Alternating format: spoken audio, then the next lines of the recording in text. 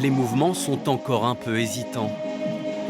Mais la chorégraphie des mamies en folie prend forme. On se redonne la main, hop, et on part en même temps. Il faut dire que beaucoup d'entre elles ont attendu toute une vie pour s'accorder quelques cours de danse.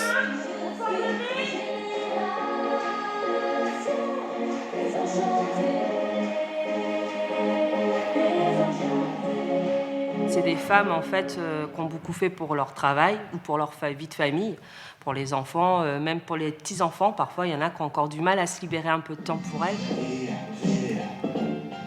L'avantage, c'est qu'ici, tous les cours sont gratuits.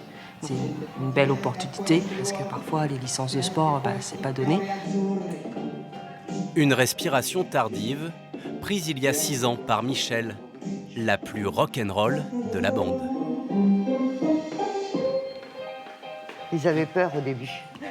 Pourquoi ? Parce que je suis arrivée, jupe courte, déglinguée, les tatouages, pas comme tout le monde. Intégration réussie. Retraitée et veuve, elle a rompu ici la solitude. Un premier pas pour mieux supporter une autre précarité. Il y a eu une période où j'avais plus du tout de sous, j'avais même pas de sous pour m'acheter un pain. C'était la grosse galère. Mais j'y suis arrivée quand même.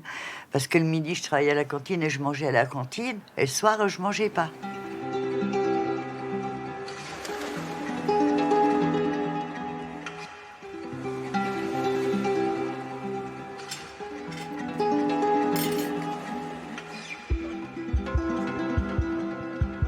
Là, c'est une résidence pour personnes de plus de 60 ans. Donc, loyer modéré. Donc, on ne paye pas de chauffage, on ne paye pas d'eau. Le loyer, il est à 388. Ça me fait quand même pas mal d'économies.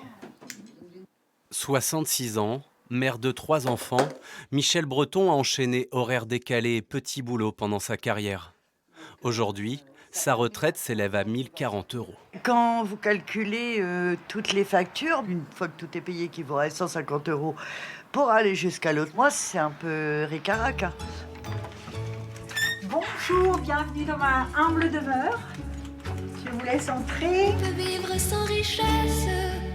À quelques portes de là, Chantal a aussi trouvé refuge dans cet immeuble. J'ai fait ce que j'ai pu pour acheter des petits meubles à la Croix-Rouge et j'ai tout retapé moi-même. Donc comme ça, je me suis refait un petit cocon à moi toute seule. Et je m'y plais bien, c'est super sympa ici, hein.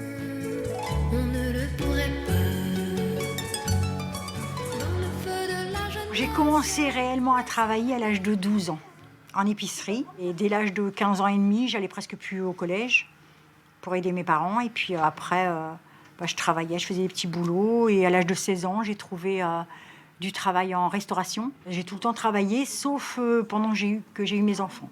Je m'en suis occupée même après le divorce, puisque le papa est parti, la dernière avait 6 ans. Donc je m'en suis occupée et puis j'ai essayé de leur donner tout ce que moi, j'ai pas pu avoir. Moi, je me faisais un salaire de 1 700 des fois. Donc là, me retrouver avec moins de 1 000 €, ça a été une catastrophe, hein. C'est une descente quand même, hein. Il faut la remonter après, hein. On ne devrait pas, quand on arrive à la retraite, se dire est-ce que demain, on va pouvoir manger comme il faut? On ne devrait pas avoir à se dire ça.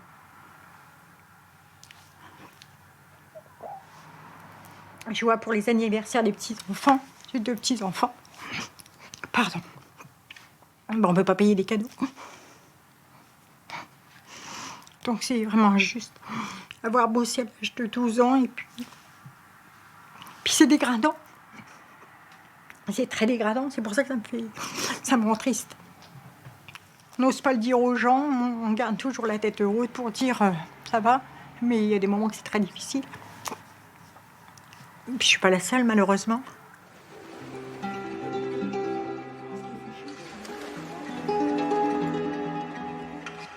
Faire contre mauvaise fortune, bon cœur.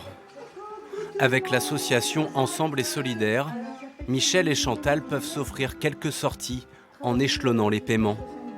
Une manière de se serrer les coudes entre femmes au parcours cabossé.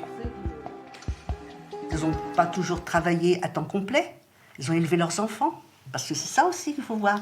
Quand on élève ses enfants puis qu'on reprend un travail après, la retraite, elle est tronquée. Elle n'est pas... Bon, c'est pour ça que ces dames, on a tous eu des enfants, hein. Donc les pensions, c'est calculé sur ce que vous avez gagné. Hein. Bon, voilà. On a une adhérente, elle a vendu sa maison, et bien tous les mois, elle tape sur l'argent de sa maison pour rejoindre des debout.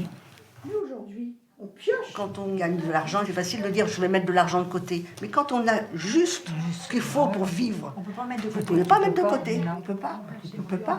Donc, le petit bas de laine qu'on a, si on veut continuer à vivre à peu près correctement, le bas de laine, il se vide et puis on peut pas le remplir.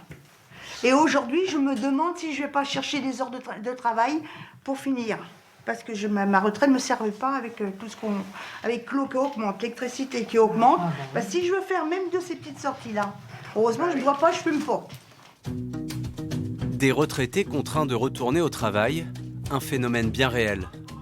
Ce site, dédié à l'emploi des seniors, compte plus de 380 000 membres. Des candidats à la recherche de missions à temps partiel pour glaner quelques centaines d'euros. C'est un problème qui existe depuis relativement longtemps. Pourquoi ? Parce que ces retraités ont besoin de travailler pour certains, parce qu'ils ont des petites retraites, donc ce qui ne leur suffit pas à boucler les fins de mois. Si on prend l'exemple d'une femme d'artisan, beaucoup de cette génération ont travaillé avec leur conjoint, n'ont pas été déclarées, peu déclarées, etc. Elles sont des retraites insignifiantes, ce qui fait que si, par malheur, en plus, elles se sont séparées de leur conjoint, elles se retrouvent vraiment dans une situation de grande précarité. Et puis certains pourraient en fait vivre normalement avec leur pension, mais ils se retrouvent à devoir gérer soit un enfant qui n'est pas encore parti de la maison et qui est encore dans le nid, et donc il faut financer ses études par exemple, ou ils doivent aussi financer un parent âgé, trouver un placement dans une maison de retraite par exemple, et du coup il faut participer à ce financement-là. Et c'est cette génération qu'on appelle génération sandwich qui s'occupe aussi de ses enfants, aussi de ses parents, qui parfois, du coup, doit se remettre sur le marché de l'emploi. Quand les deniers manquent, Chantal, elle, transforme son petit salon en atelier de restauration. Il y a des choses que je garde pour m'emmeubler comme j'ai fait là, et maintenant que j'ai tout, je récupère des choses, et je les ponds, je les nettoie, je les remets au propre, et je les revends, puis ça m'aide à vivre. Ça inspire un petit peu de la colère sur le moment, d'être obligé de faire des choses à côté pour pouvoir acheter une plaque de beurre en plus ou un truc comme ça, quoi. Qu'est-ce qu'on peut vous souhaiter, Michel ? Que je continue comme ça des années. Même si j'ai pas de sous, je m'en fous, je suis heureuse. Donc. Désenchanté.